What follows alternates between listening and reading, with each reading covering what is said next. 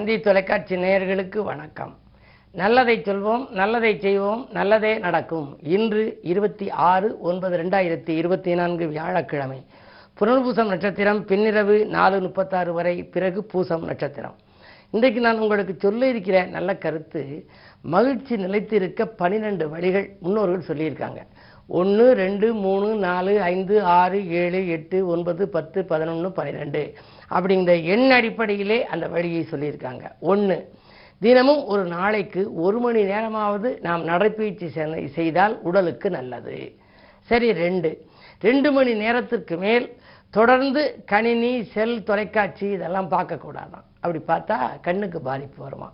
3, தினமும் 3 முறை உணவு உட்கொள்ளலாம். அதிகபட்சம் 1 முறை உண்பவன் யோகி, 2 முறை உண்பவன் போகி, 3 முறை உண்பவன் ரோகின்னு போட்டிருக்கு. இருந்தாலும் தவிர்க்க முடியாமல் இருந்தால் 3 முறை உணவு உட்கொள்ளலாம்.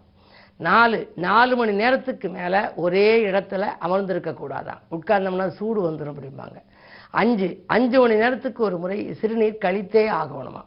6 மாதங்களுக்கு ஒரு முறை உடலை பரிசோதித்துக் கொள்ள வேண்டும். அப்போதான் இந்த உடலில் எந்தெந்த பாகங்கள் எப்படி இருக்குன்னு தெரிஞ்சுக்கலாம். 7 மணி நேரத்துக்கு தினமும் அவசியம் தூங்கியே ஆகணும். தூக்கம் மனிதனுக்கு அவசியம். 8, தினமும் 8 டம்ளராவது தண்ணீர் குடிக்கணுமா. 8 டம்ளர் தண்ணீர் குடித்தா தான் போதுமான இதுக்கு இந்த உடல் நம்ம உண்கிற உணவு ஜீரணிக்கிறதுக்கு ஆற்றல் கிடைக்குமா. 9 மணி நேரத்துக்கு மேல் ஒரே நாளையில் பயணம் செய்யவே கூடாதான். சில பேர் காலையிலேருந்து தொடர்ந்து காரில் போய்கிட்டே இருப்பாங்க. சார் அலைச்சல் ரொம்ப இருக்குது அப்படிம்பாங்க. 9 மணி நேரத்துக்கு மேலே ஒரே நாளையில் பயணம் செய்யக்கூடாது.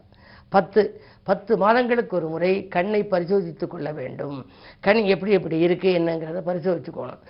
கண்ணாடி மாத்திரன்னா மாற்றிக்கலாம், அல்லது பவர் கூட்டிக்கலாம், குறைச்சிக்கலாம். அது மாதிரி 10 மாதங்களுக்கு ஒரு முறை கண் பார்வையை பரிசோதிச்சுக்கணும். 11 முறை ஒரு நாளைக்கு சிரிக்கணுமா. சிரித்தோம்னா நல்லா ரத்தம் சீராகும் அப்படிங்கிற. காதுக்கு பக்கத்தில் தான் 200 வகையான நரம்புகள் இருக்கான்.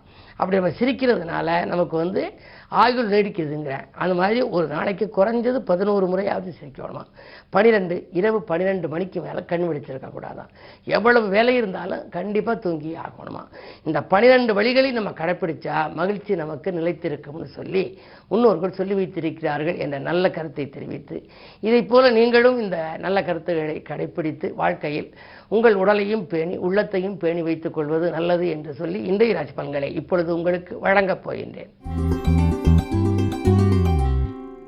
மேசராசி நேயர்களே, உங்களுக்கெல்லாம் இந்த எண்ணங்கள் எளிதில் நிறைவேறுகிற நாள்.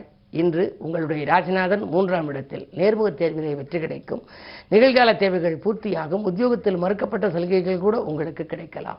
2இல் குரு இருப்பதால் பணப்புழக்கம் நன்றாகவே இருக்கும். கேட்ட இடத்தில் உதவிகளும் உங்களுக்கு கிடைக்கும். இந்த நாள் நல்ல நாள். ரிஷபராசி நேயர்களே, நல்ல சந்தர்ப்பங்கள் நாடி வந்து சேரும் நாள்.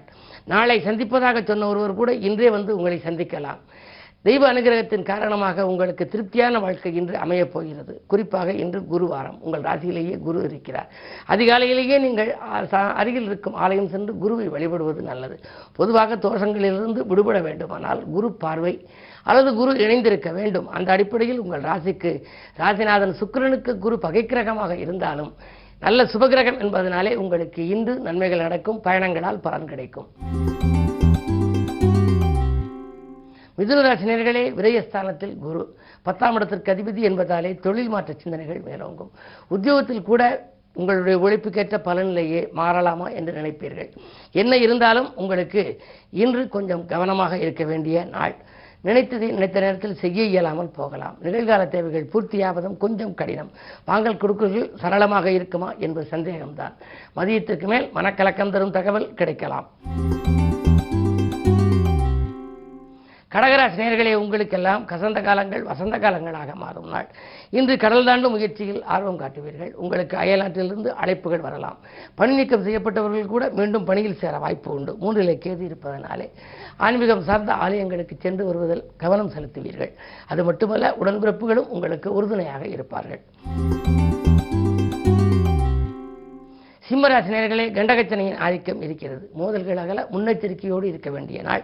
முக்கிய புள்ளிகளால் சில இடையூறுகள் வரலாம். இடமாற்றங்கள் உண்டு. அயல்நாட்டை நம்பி சென்று அங்கு வேலை இல்லாமல் ஒரு சிலர் திரும்பவும் நேரிடும். அதே நேரத்தில் 10இலே குரு இருப்பதால் பதவி மாற்றங்கள் நீங்கள் நினைத்தபடி நடக்காது. நீங்கள் எந்த இலக்கை நினைத்து பயணம் செய்தீர்களோ அது மாறுபட்டு போகலாம். ஆரோக்கியத்திலும் கவனம் தேவை.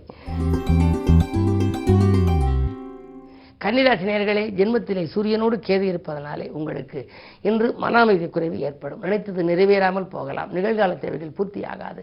நட்பு கூட பகையாகலாம். எதை நீங்கள் செய்தாலும் திட்டமிட்டு செய்ய இயலாது. அருகில் இருக்கும் அனுபவஸ்தர்கள் அல்லது ஆன்மீக பெரியவர்களின் ஆலோசனைகள் கை கொடுக்கலாம்.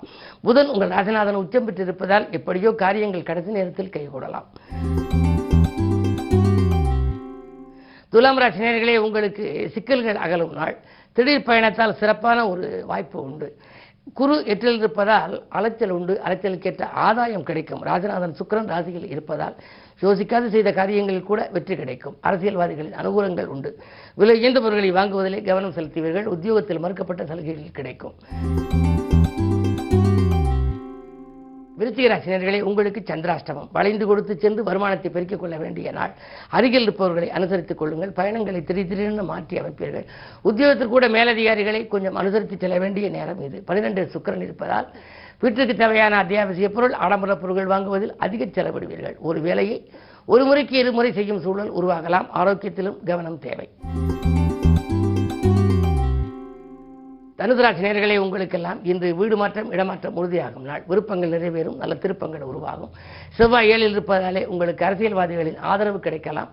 இடம் வாங்கியது, பூமி வாங்குவது பற்றி சிந்திப்பீர்கள். வாங்கிய இடத்தை விற்றால் அதன் மூலமாக கிடைக்கும் லாபத்தை கொண்டு கூட தொழிலை வளப்படுத்திக் கொள்ள முன் வருவீர்கள். இந்த நாள் நல்ல நாள். மகர ராசி நேயர்களே, உங்களுக்கு குரு பார்வை இருக்கிறது. குரு பார்க்க கோடியன்மை என்பதனாலே பிரபலமானவர்களை சந்திப்பால் பெருமை காண்பீர்கள். பிரச்சனைகளிலிருந்து நீங்கள் விடுபடுவீர்கள். ஆடம்பர பொருட்களை வாங்கும் யோகமும் உங்களுக்கு உண்டு. கல்யாண கனவுகள் நனவாகலாம். கடமையில் இருந்த தொய்வு அகலும். மனம் போல வாழ்க்கை அமையக்கூடிய நாள் இந்த நாள். கும்பராசி நேயர்களே, ஜென்மச்சனியின் ஆதிக்கம். குழைந்து பேசுபவர்களால் குழப்பங்கள் ஏற்படலாம். கோபத்தை விலக்குவது நல்லது. முன்கோபத்தின் காரணமாக சில வாய்ப்புகள் உங்களுக்கு வந்து அலைமோதி விட்டு உங்களை விட்டு போய்விடும். எனவே முன்கோபத்தின் காரணமாக முட்டுக்கட்டைகள் ஏற்படாமல் பார்த்துக் கொள்ளுங்கள். நேர்முக தேர்வில் வெற்றி கிடைக்குமா என்பது சந்தேகம்தான். 2 ராக இருக்கின்றார். தேவைக்கேற்ப பொருள் வருமே தவிர மிதமிஞ்சிய பொருளாதாரம் இன்றைக்கு வராது. எனவே தொழில் உத்தியோகத்தில் மிக மிக கவனம் தேவை. ஆரோக்கியத்திலும் அக்கறை தேவை. மீனராசி நேயர்களே, உங்களுக்கு கல்யாண வாய்ப்புகள் கைகூடும் நாள். காரியங்கள் யாவற்றிலும் வெற்றி கிடைக்கும். உடன்பிறப்புகள் உங்களுக்கு உறுதுணையாக இருப்பார்கள். கடன் சுமை பாதிக்கு மேற்குறைய வழி உண்டு. பணி நீக்கம் செய்யப்பட்டவர்கள் மீண்டும் பணியில் சேர வாய்ப்பு உண்டு. தொழில் வளர்ச்சிக்கு நண்பர்கள் உறுதுணையாக இருப்பார்கள். நீங்கள் ஏதேனும் திட்டமிட்டு இதை இன்று செய்ய வேண்டும் என்று நினைத்திருந்தால் அது அதிகாலையிலேயே நடைபெற்று மகிழ்ச்சியை வழங்கும். மேலும் விவரங்கள் அறிய தினத்தந்தி படியுங்கள்.